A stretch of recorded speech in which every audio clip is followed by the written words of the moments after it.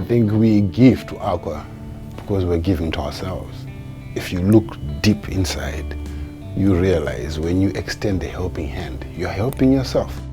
So I'm the Executive Director of ACCWA, the AIDS Committee of Cambridge, Kitchener, Waterloo and area. Here at ACCWA, we're really in the business of helping people live.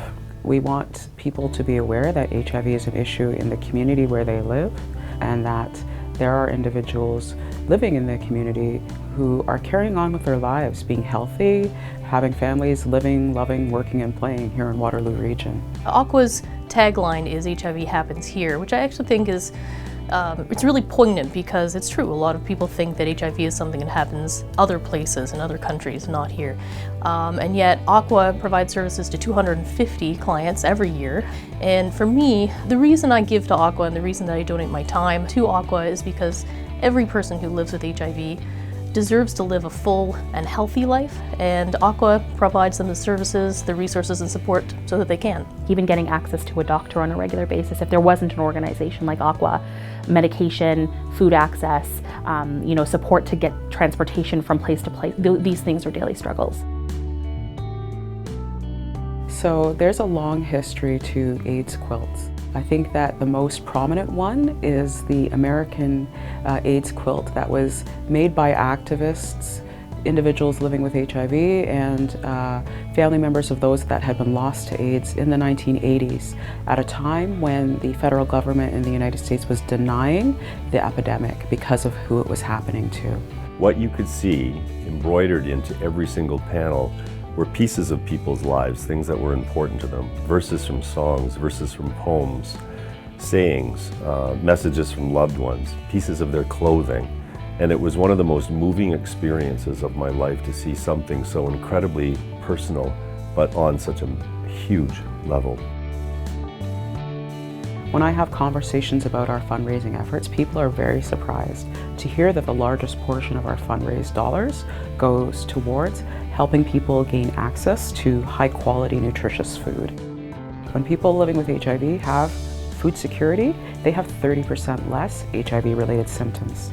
People have much better quality of life, mental health, and overall wellness. So even though we have food banks here in town, we have a variety of organizations that are focused on food security, the needs of people with HIV are greater.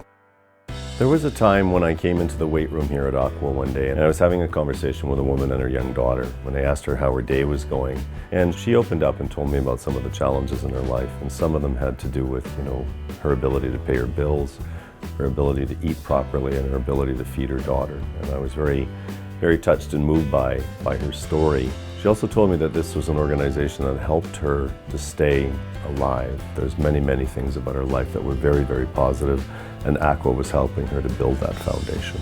Again, because of the supports and services people are able to access, I think a lot of the folks that I know who have HIV also live really happy, healthy, thriving, full lives as well. I mean, HIV is no longer a death sentence, not in the way that it used to be. I think it's a great community to be a part of. You've got dedicated, hardworking staff and volunteers and HIV-positive people who know what's going on the ground, know what the needs are, and mobilize programming around those needs.